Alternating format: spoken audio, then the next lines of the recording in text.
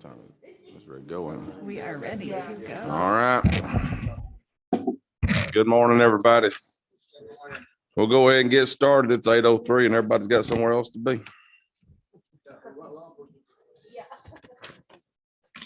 All right. First bill on here, agenda today is Senate Bill 556, Senator Thompson, I'm sorry. Go right ahead. Thank you, Mr. Chairman, members of the committee, I bring before you Senate Bill 556, LC 393342S. In essence, what we're trying to do is we're trying to mirror what we do for military, and that is to allow peace officers just a small, if we may, just a small branch to let them know we appreciate what they do. And what this does is if you're a peace officer or retired peace officer, you would not pay to have your driver's license renewed. And with that, Mr. Chairman, there's some questions I know about how we do that that's coming from the administration. I think you probably see the letters of support that's come from Terry Norris and others, but we're just trying to figure out how to make sure we do that. And all it is simply letting our law enforcement officers know we appreciate them. Certainly over the last several years, they have come under attack. We have tried to remedy some of that by giving them additional revenues and different support, especially when it comes to our state. But any little elements that we can do to be able to make it a little bit easier and to help with retention, because I know there's gaping holes in a lot of these departments trying to not only recruit, but to encourage more to go into this field. Okay. I got a couple of questions. So one question I do have, if you're retired, say my uncle, he's a retired trooper and has been for 30 years. How do you prove that you're a retired peace officer? That's going to be a question that we're going to bring. If you want to step up here, that's a question that we have right now, how to prove some of these things. I don't have that answer either. That was my question. Okay. I'm sorry. I'm Shavonda Leslie with Georgia Department of Driver Services. And so that was some of the questions that we had as well. I don't know if you want us to address some of our concerns now. Do you want to continue with the questions? Hang on. I got a couple of questions, okay. and that way you'll be ready to go. Okay. Representative Prince. Thank you, Mr. Chairman. And again, that was one of my first things that how do we identify that military? I know we have DD 214. That's sort of easy for, to do that, but also, well, and then hopefully whatever the answer is to the chairman's question, because I know we have a lot of peace officers coming in and out of the system.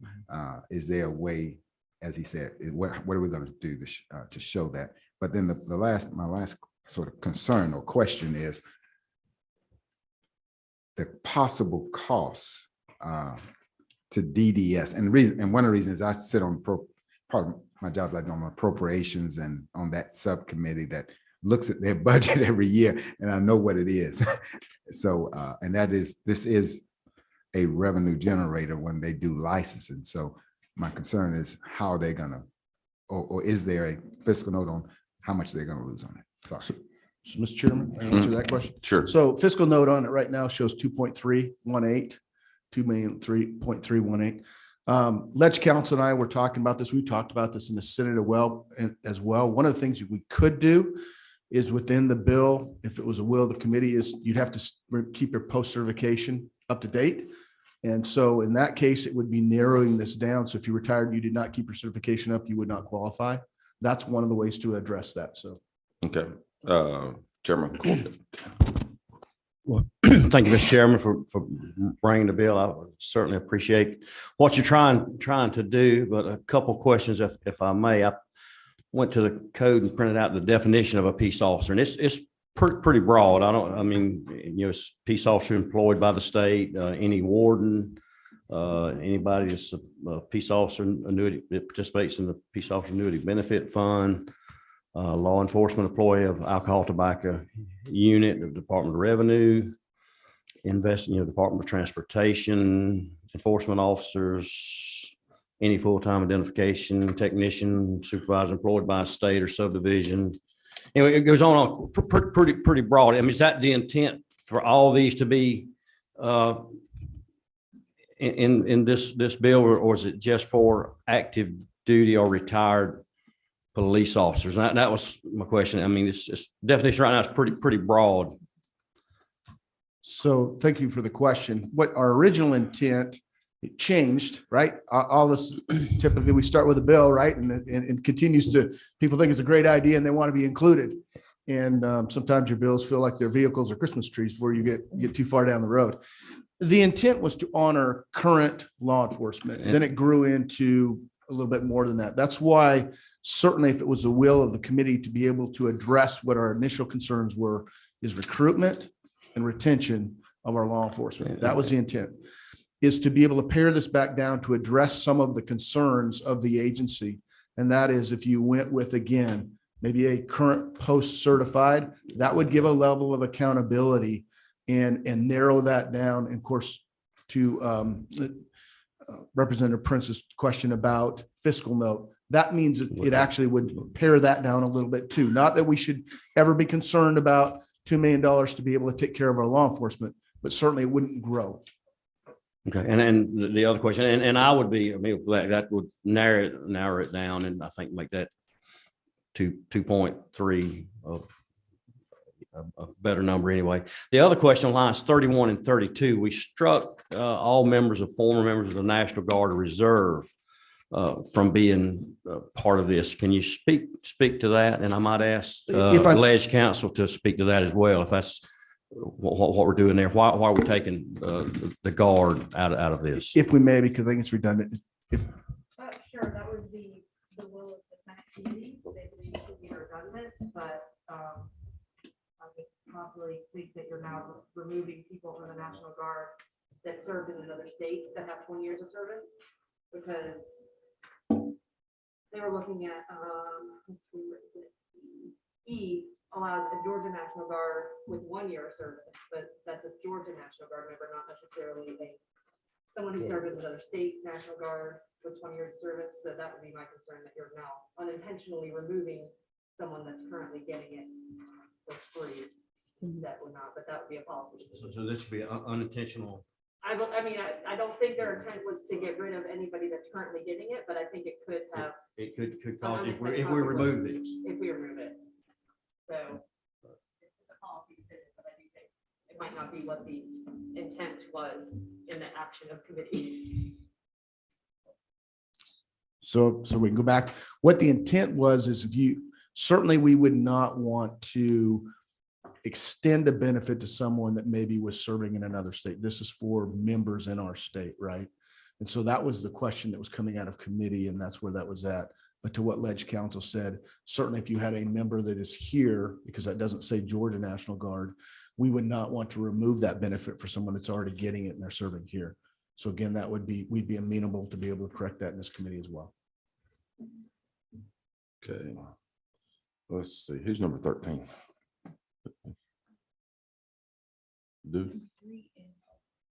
Well, 13, 14, 15, 16 is lit up too. Well, I know, okay. Nobody's talking. Yes. Go ahead. Just one more concern, I guess, in question as well. Do we, and this is a question probably for the chairman and for maybe last council, do we have something, because I see this possibly spiraling to what do you call firefighters as the next. Is there something that they already have? And I'm talking firefighters and first responders type folks, because I could see this possibly spiraling to something like that. Or is that just not in the intent of this bill? So again, the question has come up before, but again, to the members of this committee, we always have that concern, right? When we return back the $1 billion to taxpayers, we're proposing to do right now with a surplus, there's always a concern that they're going to expect us to be giving back more and more, right? It can always do that with every bill we have, because if it's narrowly focused, there would be other groups that would feel like, listen, I've been excluded. I would say to the committee, the heart of this bill is to address a vertical right now that we are in dire need. We know all over the state we have a workforce issue. We can get into the policy of it was the agency's problem, but it was a combination of, we had a Department of Labor that had challenges, and we had a COVID that hit, and then we have a state that's roaring at the #1 place in the country to do business. You combine that with, prior to the pandemic, the #1 vertical we had, regardless whether you're Democrat or Republican, were men and women that were trying to serve us in law enforcement. And right now you can see agencies and departments across our state. I was just down in Moultrie. The sheriff down there said, I have not a big agency, but I have 10 openings and I can't fill them. Ladies and gentlemen, that puts everybody in our state at risk if we can't get law enforcement. And so I appreciate the question. There's always that concern, but next year, when you take up additional legislation, it'll be up to you to decide whether you let other agencies do that. This one's focused on our law enforcement. All right, Representative Smith. Thank you. Thank you, Mr. Chairman. So back to the National Guard. So if you had a person that was in the National Guard in another state, but came here, became a citizen, became a resident of the state of Georgia, would they be eligible when they go to renew their Georgia driver's license if they had served somewhere else? I think that would be the will of the committee and how you would amend this, but the intent would be if they were in the National Guard, but they were a post-certified, if that was the decision you made, but they'd have to be a part of the Georgia National Guard and post-certified in our state. Okay, thank you. All right. All right, let's hear from your point of view now. So, again, the agency is not against this bill. We understand what the intent is and the importance of our law enforcement personnel. Our concern is some of what you all have said. We think that unintentionally, the footprint is a lot larger than what we are saying right now. I think I heard the sponsor said the intent was to do renewals, but the bill as written does not say just renewals. It also includes brand new licenses. So if you come in there as a law enforcement officer and you're new, you get a free license. It doesn't just narrow it down to renewals, which is at a lower rate. But we do also have concerns about, as written, what is currently employed. I started my career with the state 24 years ago as a parole officer. I'm currently considered post-certified, and I never, according to Post, I never lose my post certification as long as I continue my training, one. But currently I'm in a non-law enforcement, a non-post certified position. So therefore, I'm not required to keep up my post because I am in a non-sworn position. So then, as it's written, I would qualify for that license as well. So that would encompass a lot larger footprint in addition to that. We assume that the bill is talking about law enforcement or peace officers in good standing, but the bill is silent on that. And then, of course, we need to work out logistics. The agency would need to work out logistics with Post in reference to getting that information from them. Because initially we were thinking just like your county law enforcement, police officers, but there's so many different places that you can get that information from. We don't want to have to, once this is passed, worried about getting several different forms from several different agencies. So that would hopefully be that one point of contact. And we're scheduled to have a conversation with Post today in reference to how that could be accomplished. And one last final thing, our concern is possibly when this bill does pass, we put an effective date of January 1st of 2023 to give us time to work with Post to get that data exchange up and going and be prepared to receive our law enforcement. And those are our concerns. All right. I think you got some valid concerns. And this is a hearing on, we're going to have another meeting on Thursday at 9 a.m. So I think what's the problem we want to do is work with Ledge Council and DDS and kind of get all this stuff kind of worked out between how we're going to do it.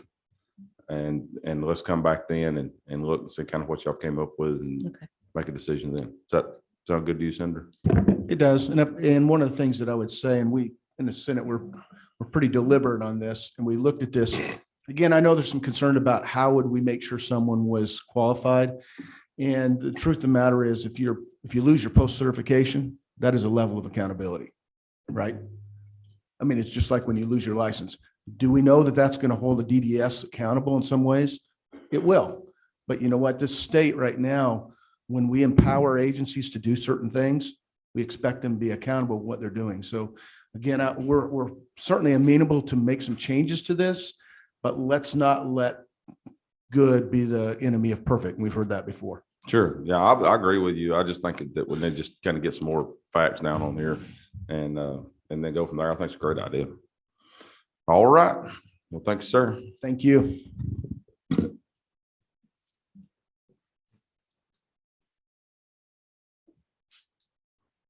All right. Senate Bill 510. Senator again. Good morning. How's everybody doing today? Just fantastic. All present accounted for. Good to see y'all. This one might be a little easier to follow. No, but it is a damn bill, a damn good one.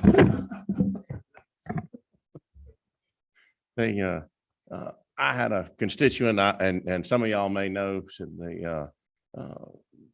over in Athens, said he's a car dealer. I won't say his name because we're broadcasting out here, but he was up in the mountains up towards Lookout Mountain, and somehow or another, I don't know all the details on it, but his granddaughter had to come down the mountain by herself at 16 years of age. She was in one of those, had just gotten a license. For the first 6 months, you can't drive with anybody that is not a family member. And I don't know how this particular episode happened, but she had to come down the mountain at night by herself. And he said, you know, that ain't right. Said, you got a 16-year-old female that has to get in the car and drive down the mountain by herself. If she had a flat tire or anything else happened to her, said it'd be a little unnerving for, I don't care, male, female, said but in this case, he said, is there some way that they could have another individual in the vehicle with them? Said after they get their driver's license, after they get, and in Georgia, we call it a Class D license. And, you know, for me, I said, makes sense to me. And said, I sent his email over to Jenna Dold and Legislative Council. She drafted a bill, said we introduced it. We amended it on the Senate floor to make it read a little easier. Said and this is what you have here in front of you. Hopefully it's SB 510/FA is the version I'm looking at. Basically all this does is that what you could do after 6 months of driving, as a 16-year-old with one other person in the vehicle, you can do that when you start driving, so that you can always have a family member in the vehicle or multiple family members in the vehicle. But this would allow for, if you had a buddy, you know, if you remember when you were in camp, you had the buddy, you know, somebody's supposed to be helping you, looking after you. This would allow somebody to ride with you. And for me, I'll be honest with you, one of the things that came up on the floor, said and I've talked to him since then, Randy Robertson said, well, I'd like for that buddy to be 21 years or older.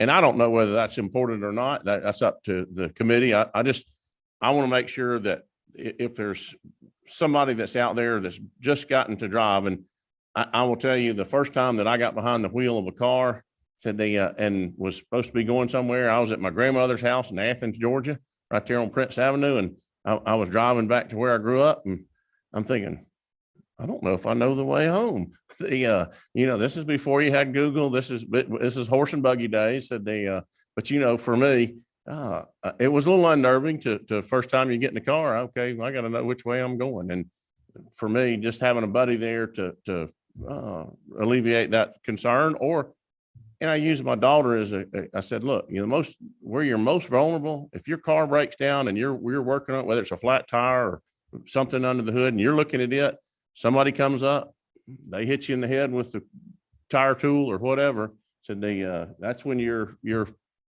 vulnerable out there on the side of the road, because you're paying attention to what you're trying to do, and you got traffic and those kind of things. So for me, I'm just trying to help a constituent to solve a problem.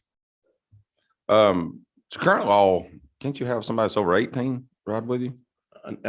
If they're related as a family member. Well, I thought you could have anybody over 18. For the first 6 months, you can't have Okay, anybody, so but when I'm getting a learner's license and somebody's getting somebody over 18, or does they have to be a family member also?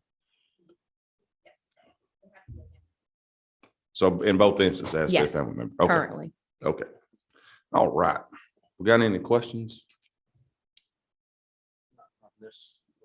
Not necessarily a question, a comment. I guess probably, and Ms. Leslie can straighten me out if I'm wrong. I guess the original intent doing this was teenagers, riding the car together, 2 16-year-olds and have an accident, out, I guess was the original intent.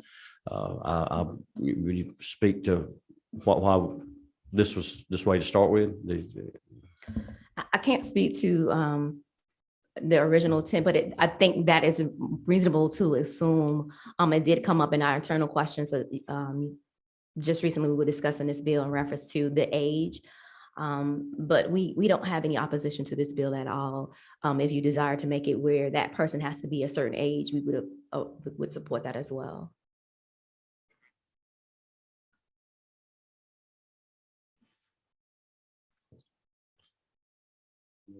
I guess my question would be, I guess, why would we not?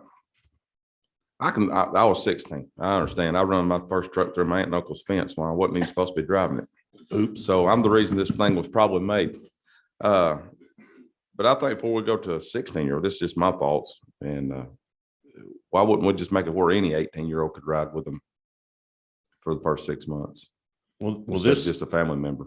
This is the Class D license is what you get issued after you've taken a driving test and you've got your license. So a 16-year-old gets a Class D license, and they can only have a family member in there. They're restricted from the time of day they can drive and so forth, but they can only have the family members in there now.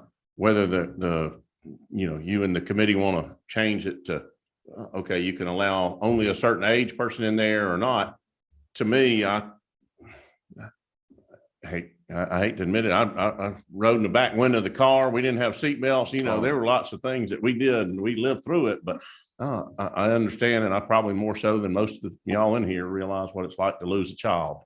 And for that, it's one of those things. I don't want anybody to get hurt, but I do want to make sure that we put people out in a world that's just full of bad people. And I hate to think about turning a 16-year-old daughter out on the roadways, and the number of things can happen. And there's too many people out there that would prey on somebody that's younger and inexperienced, and male, female. And so for me, I felt real comfortable about pushing this bill forward, because if it does something to protect a kid, that's what I want to do.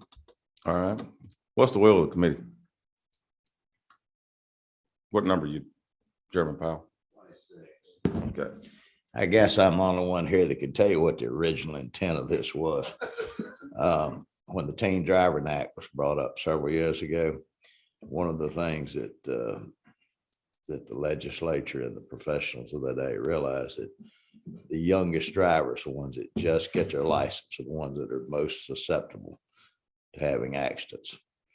And whenever they have other classmates in the car with them, then they're distracted. They're full of themselves, as you might imagine. And that's the reason the law was crafted as it was, that for that period of time, that they can have family members in there, but they can't have non-family members under a certain age in there. And that was the intent of it. Now, what's been the effects of that over the years, I don't know if we see less teen fatalities or not. And that was the original intent, the way this was written. I don't know that it was perfect when it was written. I don't know how much is actually being enforced. At the end of the day, 16-year-olds, parents, unfortunately, they think that everybody else ought to help raise them or tell them what to do. I'm trying to follow my good friend's rationale about some kid coming down a mountain in the middle of the night.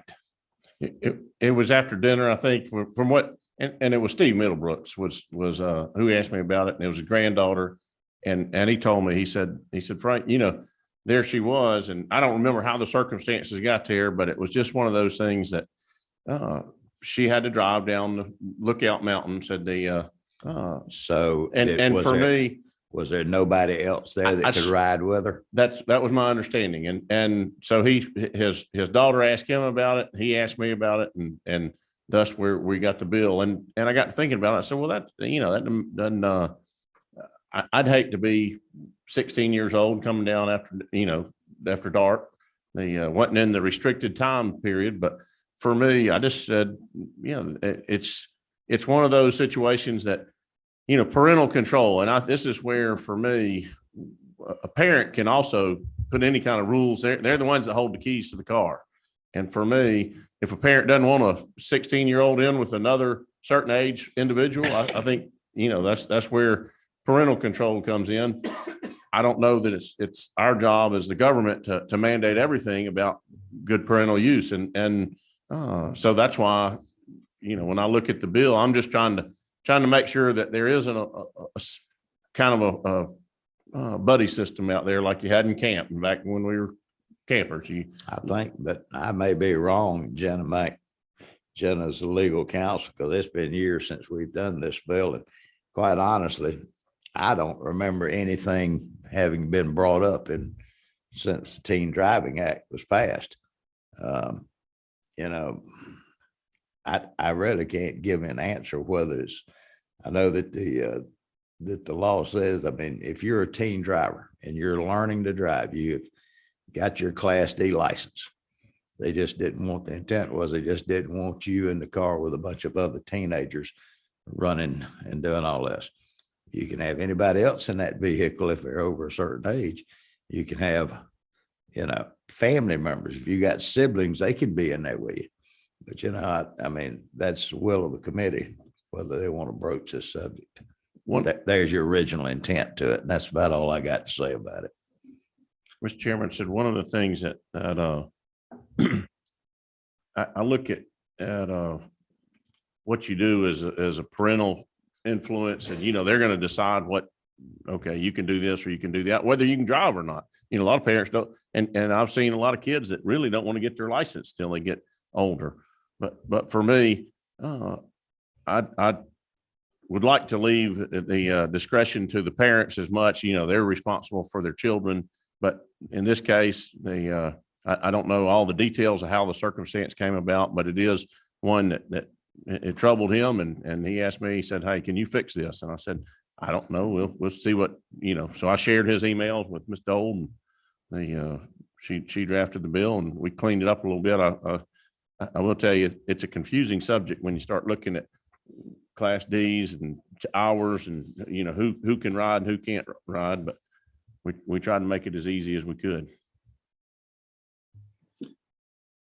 We got DDS here. Let's hear it. Go. Your turn. I pulled it up just to make sure that we were on the same page in reference to it. So with the Class 3D restriction, for the first 6 months, only immediate family can ride in the vehicle for the first 6 months. During the second 6 months, only one passenger under the age of 21 years of age and who is not a member of the driver's immediate family can ride in the vehicle. That's the current provision. You said read that second part again. Only one passenger under 21 years of age and who is not a member of the driver's immediate family can ride in the vehicle, and that's the second 6 months. Well, so, well, yeah. What if we move that to the first 6 months? That somebody else. That's what this bill effectively does, is takes the second 6 month period where you can have one non-related person in the car with you.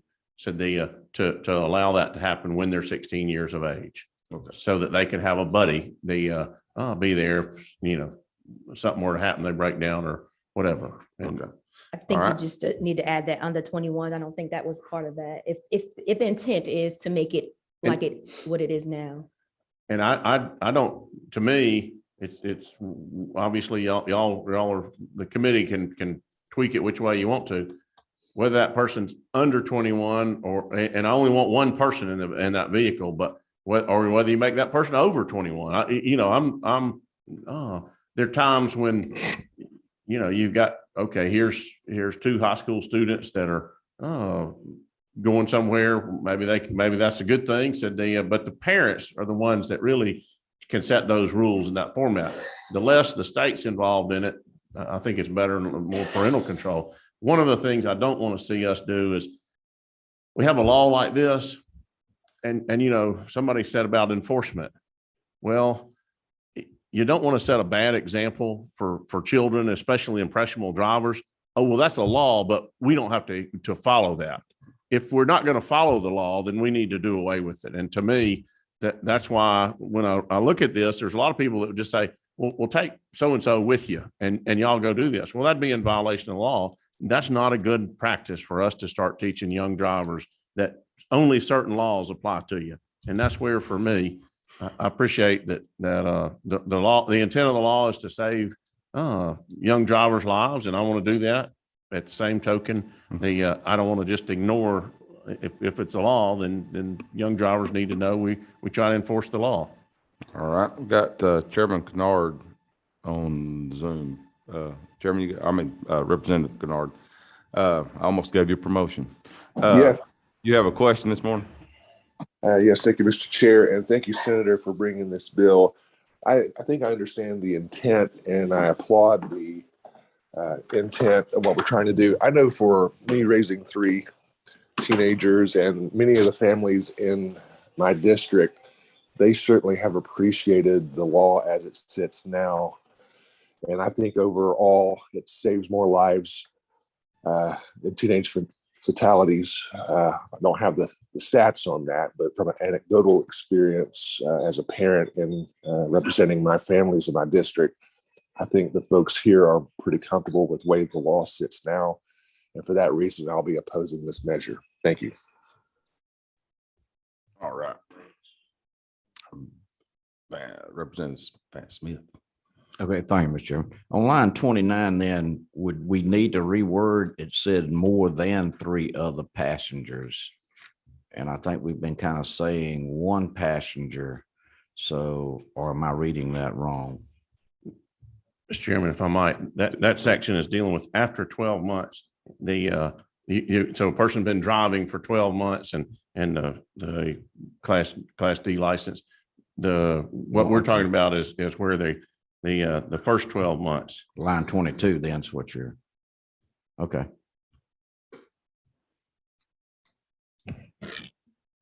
All right. Okay, so why don't we do this? Let's do a hearing only and work with DDS and Ledge Council. Let's get this thing kind of good, and then we'll be on Thursday. Is that what we want to do? Well, let's work on this just a little bit and get this thing ironed out, and then Thursday we'll take a vote on it. Does that sound good? Thank you. All right. Well, meeting's adjourned. Y'all have a great day.